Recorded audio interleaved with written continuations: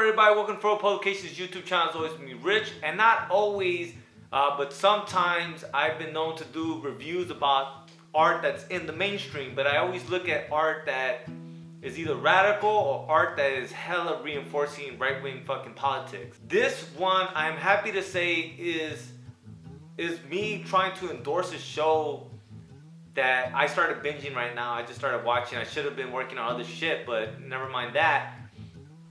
But this show, and it's called The Boys, so well fucking done. Just to begin with, just the quality of it is amazing.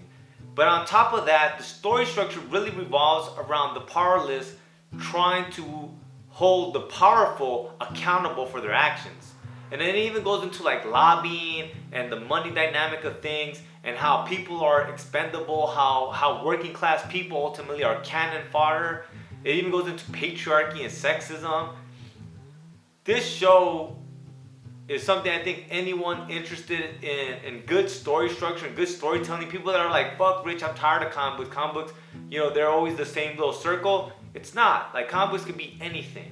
Same thing like I'm doing my Fuck Your Copyright, where I'm retelling certain characters from my perspective as a person of color, or playing in the worlds of Marvel and DC and Omni Comics and other comics that I like, but doing it from my perspective.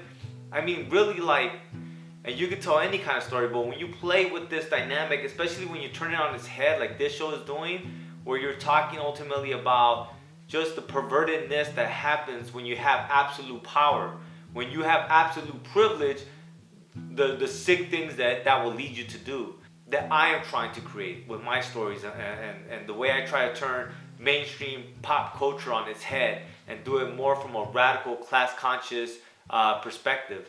And so kudos to the people that made this. They fucking really have made one that will stand the test of time and hopefully will continue for multiple seasons. I can understand how some people might not like that, because some of it was very funny, kind of the way they sell people.